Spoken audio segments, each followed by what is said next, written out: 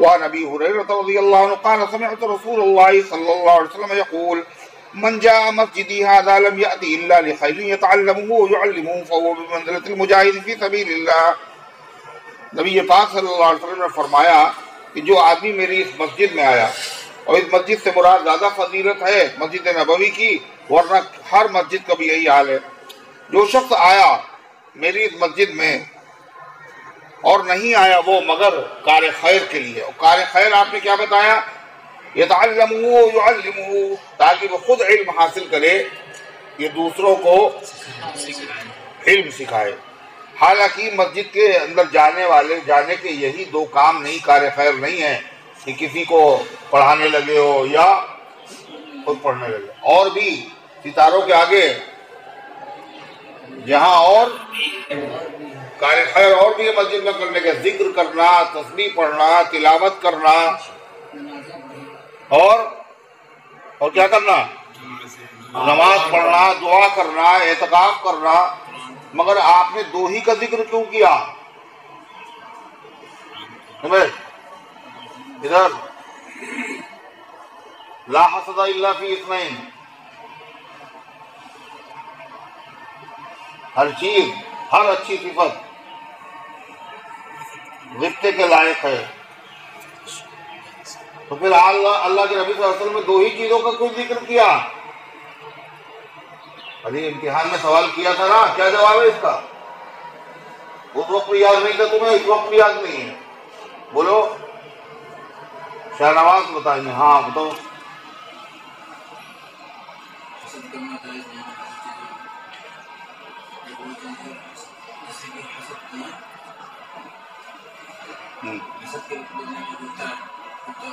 حسد کے بدلے میں غبطہ، یہاں غبطہ مراد ہے، چلو ہو گیا۔ غبطہ کے معنی رش، رش کا مطلب ہوتا ہے حذیفہ، رش کا مطلب جیسے اس کی آنکھ پھوٹی ہے، میری آنکھ بھی پھوٹ جائے، یہ رش ہوتا ہے۔ ہمیں کیا ہوتا ہے؟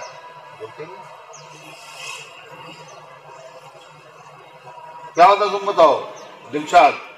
کسی کی تمنا، کسی کی نعمت کو دیکھ کر، کسی بھی نعمت کو دیکھ کر تمنا کرنا کہ جیسی نعمت مجھے مل جائے، یہ غبطہ ہے۔ یہ تو ہر اچھی صفت پہ غبطہ کرنا جائز ہے، محمود ہے، مطلوب ہے۔ حدیث میں دو ہی کا ذکر کیوں ہے تم بتاؤ حمزہ؟ ہاں، حدیث میں، اس حدیث میں، غبطے والی حدیث میں دو ہی کا ذکر کیوں کیا گیا؟ کیا چیز؟ دو چیزیں عام ہیں اس لیے ذکر کیا۔ سبحان اللہ، سبحان اللہ۔ تم بتاؤ کیا نام ہے تمہارا؟ ہاں عبید اللہ سندھی، بتاؤ۔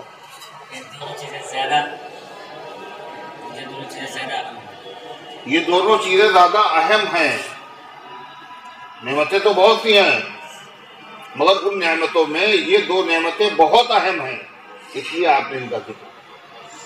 ایسے یہاں بھی وہی بات آئی حدیث میں، جو آدمی میری مسجد میں آیا اس نے کار خیر کے لیے، کار خیر کی تفسیر میں کیا فرمایا؟ یتعلمہ ویعلمہ، یعنی وہ دین کی بات سیکھ رہا ہے یا سکھا رہا ہے۔ حالانکہ یہی کار خیر مسجد میں کیے جانے کے لائق نہیں ہے، اور بھی ہیں، لیکن ان دونوں کا ذکر کیوں ہے؟ ان دونوں کاموں کی اہمیت کی وجہ سے یہ دونوں کام اللہ کے وہاں بڑے محبوب ہے، بڑے مقبول ہیں، جو ان کا درجہ ہے وہ دوسرے اعمال خیر کا نہیں ہے۔ فرمایا حضور پاک علیہ السلام نے کیا درجہ بتایا اس کا؟ فَهُوَ بِمَنزِلَةِ الْمُجَاهِدِ فِي سَبِيلِ اللَّهِ، وہ اس شخص کے درجے میں ہے جو اللہ کے راستے میں جہاد کر رہا ہو فلسطین میں۔ الْمُجَاهِدُ فِي سَبِيلِ اللَّهِ، یہ کتنا اہم اور کتنا مشکل کام ہے، اور جیسے مجاہد فی سبیل اللہ کو ثواب ملتا ہے ایسے اس کو ثواب ملے گا۔ وَمَنْ جَاءَ بِغَيْرِ ذَلِكَ فَهُوَ بِمَنزِلَةِ الرَّجُلِ، اور جو آیا اس کے علاوہ کسی اور مقصد سے مسجد میں، تو وہ اس آدمی کے درجے میں ہے يَنْظُرُ إِلَى مَتَاعِ غَيْرِهِ، جو دیکھے دوسرے آدمی کا سامان، دوسرے کا سامان دیکھ کر کے اور آدمی سوچے افسوس کرے اس کے پاس یہ سامان ہے، بولو نا کیا افسوس کرے؟ ہاں کیا بتایا؟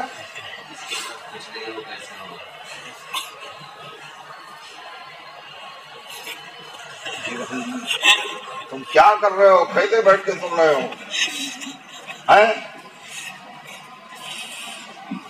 تمہارا اثر جو ہے اس کے اوپر پڑ رہا ہے یا اس کا تمہارے اوپر پڑ رہا ہے؟ اندازہ نہیں کیا ہے؟ کیا بتاؤ جی، تم بتاؤ۔ اور جو شخص آیا کسی اور مقصد سے، میری مسجد میں آیا علم حاصل کرنے کے لیے نہیں، کار خیر کے لیے نہیں، بلکہ کسی اور دنیا کے کام کے لیے آیا، تو فرمایا کہ وہ اس آدمی کا حال ایسا ہے جیسے وہ اس آدمی کے درجے میں ہے جو دیکھے دوسرے کا سامان، اس کے پاس وہ سامان نہیں ہے، دوسرے کے پاس بہت سارا سامان ہے، اور وہ دیکھ کے حسرت کر رہا ہے کاش کہ میرے پاس بھی یہ ہوتا۔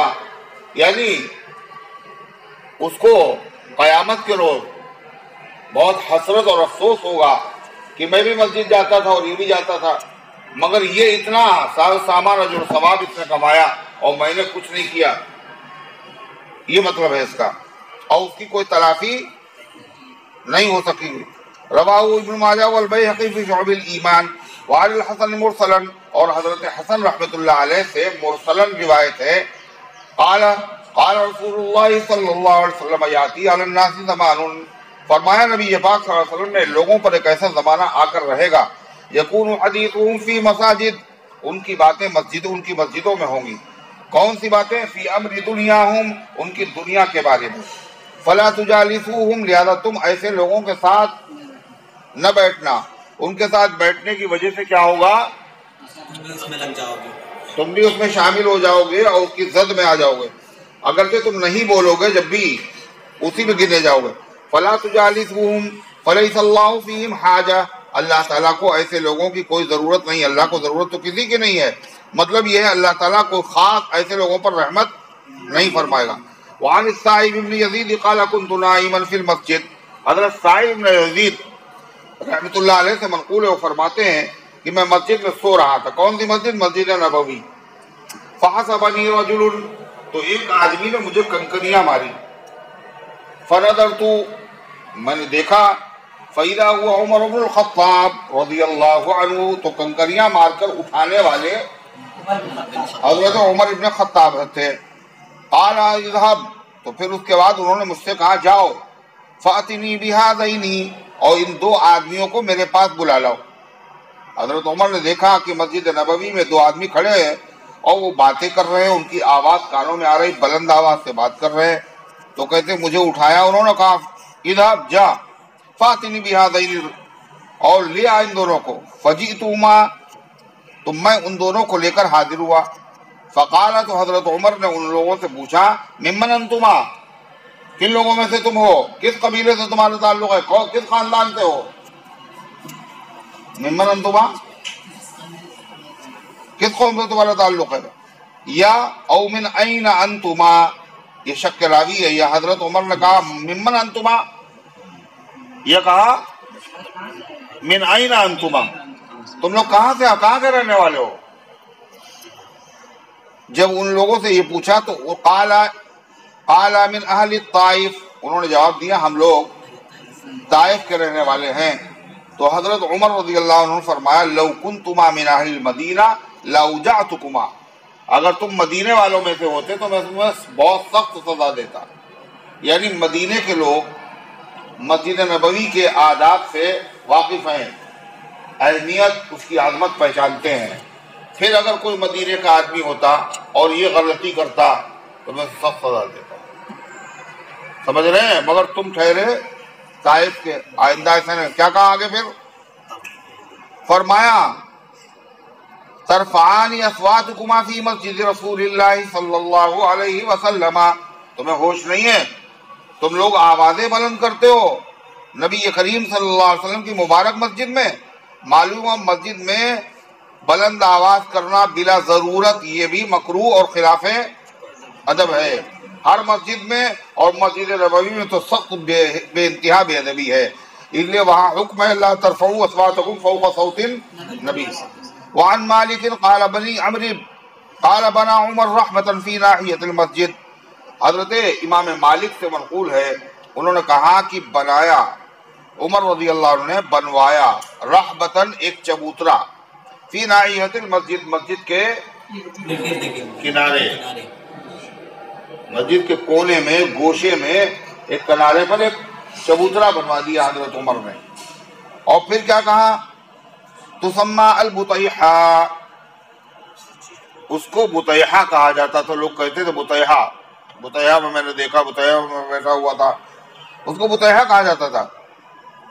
پھر کیا ہوا وقال من كان يريد ان يغلط او ينشد شعرا او يرفع صوته فليخرج الى هذه الرحبة، حضرت عمر نے اس کو بنوانے کے بعد کہا جو آدمی تم میں سے چاہتا ہو شور و شغب کرنا، غلط یغلط کے معنی شور و شغب، او ينشد شعرا یا وہ شعر پڑھنا چاہتا ہو، او یرفع صوتہ یا اپنی آواز کو بلند کرنا چاہتا ہو تو مسجد نبوی سے نکل جائے، فَلْيَخْرُجْ إِلَىٰ هَٰذِهِ الرَّحْبَةِ، تو وہ اس چبوترے کی طرف چلا جائے، وہاں جا کے اپنی خواہش پوری کر لے، لیکن مسجد میں حرکت نہ کرے۔ رواہ فی موطأ۔ وعن انس رضی اللہ عنہ قال رأى النبي صلی اللہ علیہ وسلم نخامة فی القبلہ، حضرت انس رضی اللہ عنہ فرماتے ہیں نبی کریم علیہ السلام نے دیکھا تھوک پڑا ہوا قبلے کی دیوار میں، فشق ذلك علیہ، تو آپ پر یہ بہت گرا گزرا، حتی رؤی فی وجہہ، یہاں تک کہ اس کی ناگواری کے آثار آپ کے چہرے انور میں دکھائی دیے، فقاما، تو آپ کھڑے ہوئے، فحکہ بیدہ، پھر آپ نے اسے اپنے ہاتھ سے کھرچ دیا،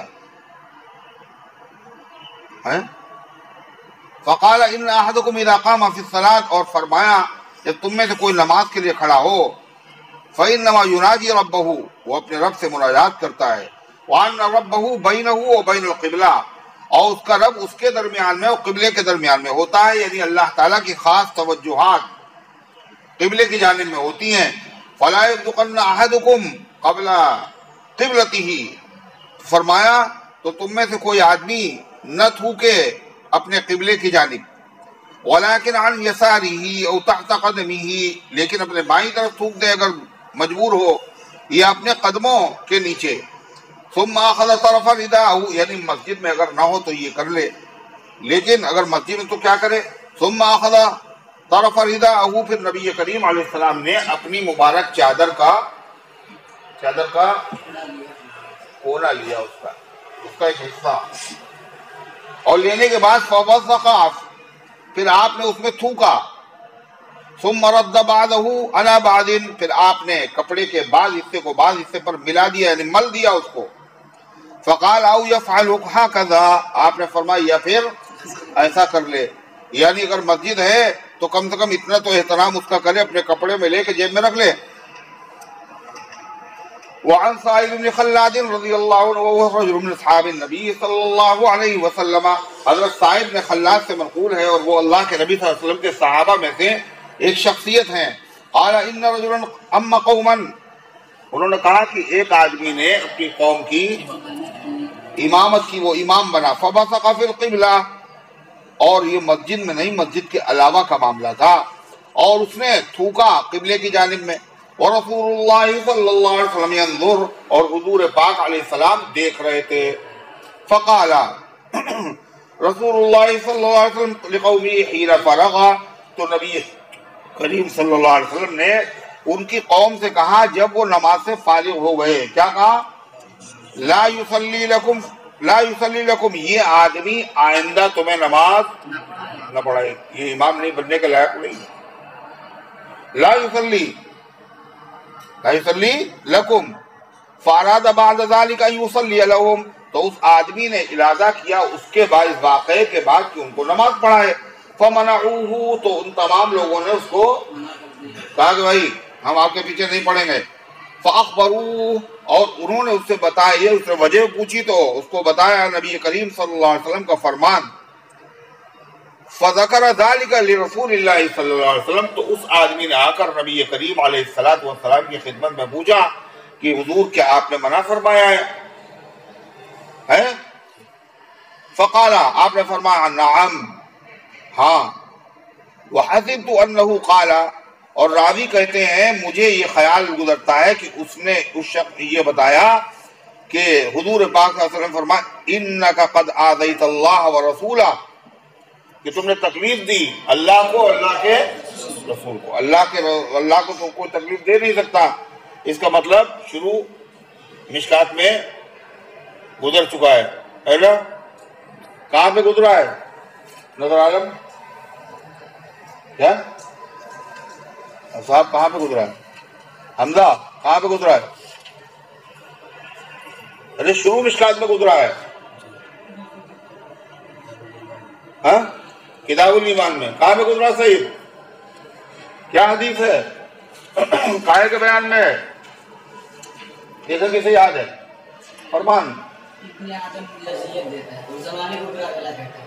یؤذینی ابن آدم وما لہو، ہاں اب تقدیر میں کہا ایمان میں ہے، نحوست نہیں ہے کسی چیز میں، اور وہ کہتا ہے کہ زمانہ منحوس ہے۔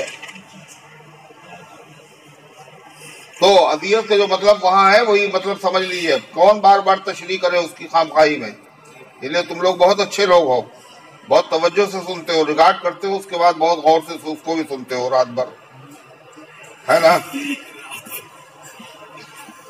تو کیا ہوا؟ قد آذیت اللہ ورسولہ۔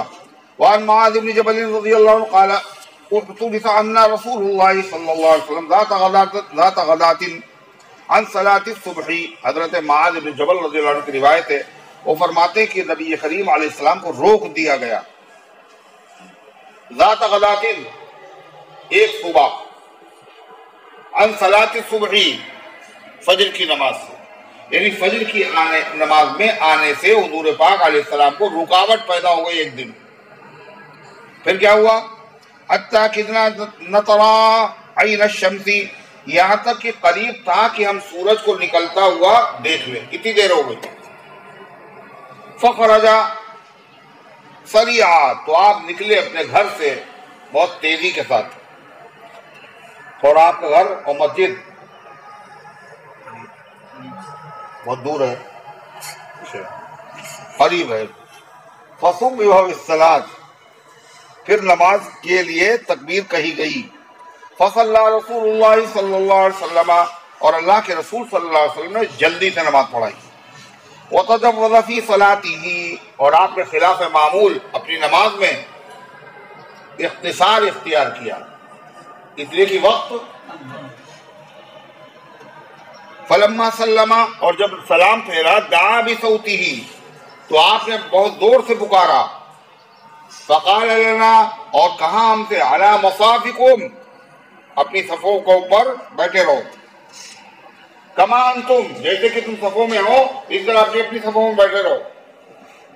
ثم انتفل الینا، پھر ہم لوگوں کی طرف متوجہ ہوئے۔ ثم قال، پھر فرمایا، اما انی ساحدثکم ما حبسنی عنکم الغداۃ، بہرحال میں تم سے بتاتا ہوں وہ وجہ جس نے مجھے روک دیا تھا تم سے فجر کی نماز میں آنے سے، اور میں دیر سے آیا، ہوئی تاخیر تو کچھ باعث تاخیر بھی تھا، تو تاخیر کا سبب کیا تھا آخر میں تمہیں بتاتا ہوں۔ انی قمت من اللیل فتوضأت وصلیت ما قدر لی، آپ نے فرمایا کہ میں کھڑا ہوا رات میں نماز پڑھنے کے لیے، تو میں نے وضو کیا، یعنی معمول کے مطابق، رات کی نماز سے مراد تہجد کی نماز، معمول کے مطابق میں نے وضو کیا اور میں نے نماز پڑھی جتنی میں اللہ نے میرے لیے مقدر کی تھی۔ فنعست، پھر مجھے اونگ آنے لگی، مجھے نیند آنے لگی۔ فنعست فی صلاتی، نماز میں مجھے نیند آنے لگی۔ استثقلت، یہاں تک کہ میں بوجھل ہو گیا، نماز پڑھنا میرے لیے گرا ہو گیا۔ فَإِذَا أَنَا بِرَبِّي تَبَارَكَ وَتَعَالَى، تو اچانک میں نے، یعنی میری آنکھ لگ گئی، میں نے دیکھا اپنے رب تبارک و تعالیٰ کو بہترین صورت میں، اس سے پہلے یہ روایت آ چکی ہے۔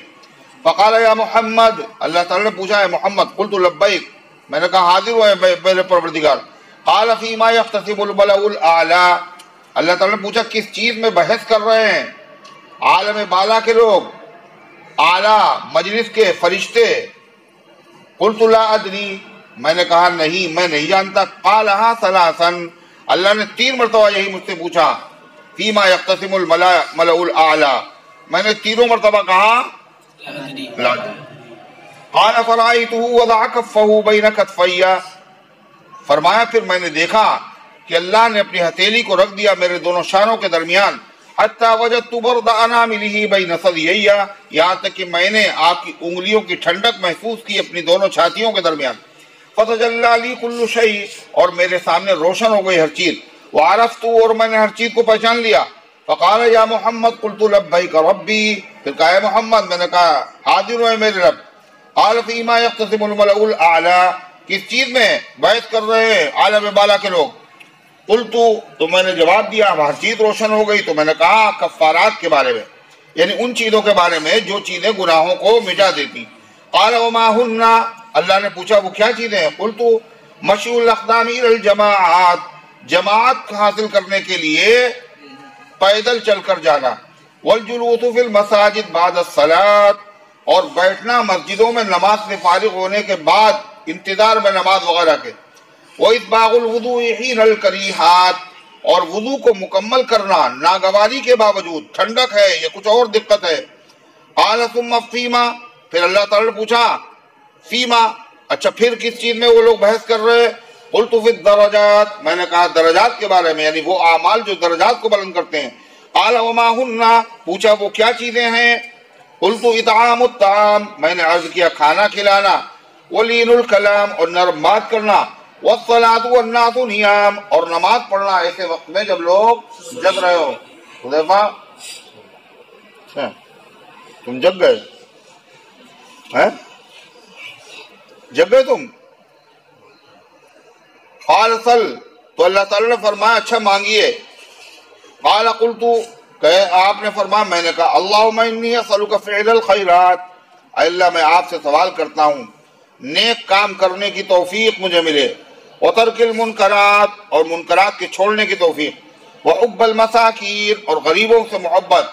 وان تغفر لی وترحمنی، اور کہ آپ مجھے بخش دیں اور رحم فرمائیں. وَإِذَا أَرَدْتَ فِتْنَةً فِي قَوْمٍ، اور جب آپ کسی قوم کو فتنے میں مبتلا کرنا چاہے. وَتَوَفَّنِي غَيْرَ مَفْتُونٍ، تو مجھے وفات دیجئے بغیر فتنے میں مبتلا کیے ہوئے. وَأَسْأَلُكَ حُبَّكَ، اور میں آپ سے سوال کرتا ہوں آپ کی محبت کا. وَحُبَّ مَن يُحِبُّكَ، اور اس شخص کی محبت کا جو آپ سے محبت رکھتا ہو. وَحُبَّ عَمَلٍ يُقَرِّبُنِي إِلَى حُبِّكَ، اور ایسے عمل کی محبت کا جو قریب کر دے آپ کی محبت سے. فقال رسول اللہ صلی اللہ علیہ وسلم انہا حق، یہ بالکل برحق خواب ہے. فَدْرُسُوهَا، اس کو تم یاد کر لو. ثُمَّ تَعَلَّمُوهَا، اور پھر اس کو تم تُعَلِّمُوهَا، پھر اس کو لوگوں کو سکھا دو.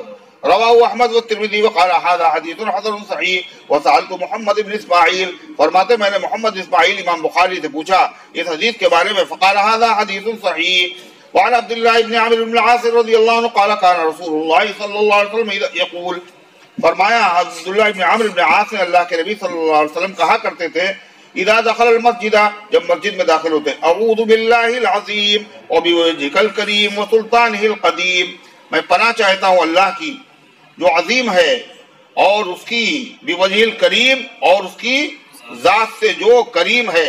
وسلطانہ القدیم، اور اس کی عظمت والی پرانی سلطنت سے. من الشیطان الرجیم. قال فإذا قال ذلك الشیطان، فإذا قال ذلك قال الشیطان، آپ نے فرمایا جب وہ آدمی یہ پڑھ لیتا ہے مسجد میں آنے سے پہلے تو شیطان کہتا ہے حفظ منی سائر اليوم، یہ آدمی بچا دیا گیا مجھ سے پورے دن کے لیے، میرا کوئی تصرف اس پر نہیں ہو سکتا. حضرت عطا ابن یسار سے منقول ہے، انہوں نے فرمایا نبی پاک صلی اللہ علیہ وسلم نے اللہم لا تجعل قبری وثنا یعبد، اے اللہ میری قبر کو ایسا بت نہ بنائیے جس کی پوجا کی جائے. جب آپ کا وقت قریب آیا وفات کا تو آپ کو فکر ہوئی کہیں میری امت قبر پرستی میں مبتلا نہ ہو جائے، تو آپ نے دعا کی اللہم لا تجعل قبری وثنا یعبد، اے اللہ میری قبر کو ایسا بت نہ بنا دیے بت کی طرح جس کی پوجا کی جائے. اشتد غضب اللہ علی قوم، بے شک اللہ کا غضب اس قوم پر بہت سخت ہوا. اتخذوا قبور انبیائہم مساجد، جنہوں نے اپنے نبیوں کی قبروں کو مسجد بنا دیا۔ رواہ مالک مرسلا۔ حضرت معاذ بن جبل رضی اللہ عنہ سے منقول ہے، فرمایا کان نبی صلی اللہ علیہ وسلم یستحب الصلاۃ فی حیطان، فرمایا نبی کریم علیہ السلام چہار دیواری میں نماز پڑھنے کو پسند فرماتے تھے۔ قال بعض رواته، بعض روات میں سے راویوں میں سے بعض نے اس کی تشریح کی چہار دیواری کی، یعنی البساتین، یعنی آپ باغ میں نماز پڑھنے کو پسند فرماتے تھے، اس لیے کہ باغ جو ہوتے تھے ان میں چاروں طرف سے گھرے ہوتے تھے۔ وقال هذا حدیث غریب لا نعرفه الا من حدیث الحسن بن جعفر، ہم اسے نہیں پہچانتے مگر جعفر، حسن بن جعفر کی سند سے۔ وقد ضعفه یحییٰ بن سعید، اور ان کو یحییٰ بن سعید بن قطان نے ضعیف قرار دیا۔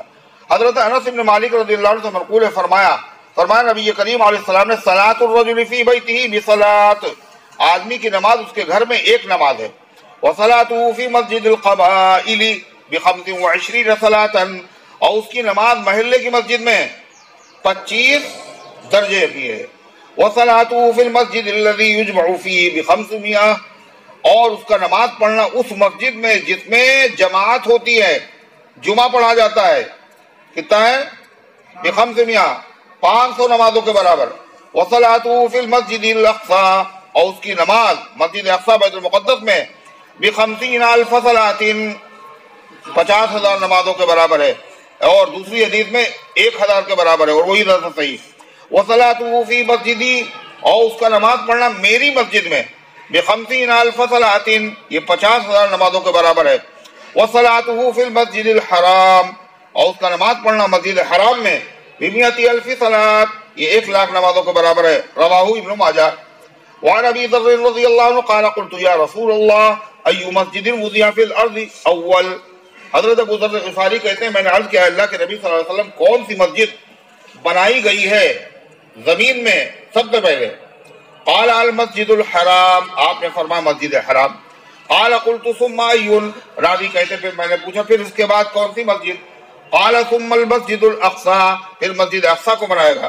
قلت کم بینہما، میں نے عرض کیا دونوں کے درمیان میں کتنا فاصلہ تھا؟ قال 40 عاما، آپ نے فرمایا 40 سال۔ ثم الارض لک مسجد فحیثما ادرکت الصلاۃ فصلی، پھر آپ نے فرمایا تمہارے لیے پوری دنیا مسجد ہے، جہاں نماز کا وقت ہو جائے تم نماز پڑھ لو۔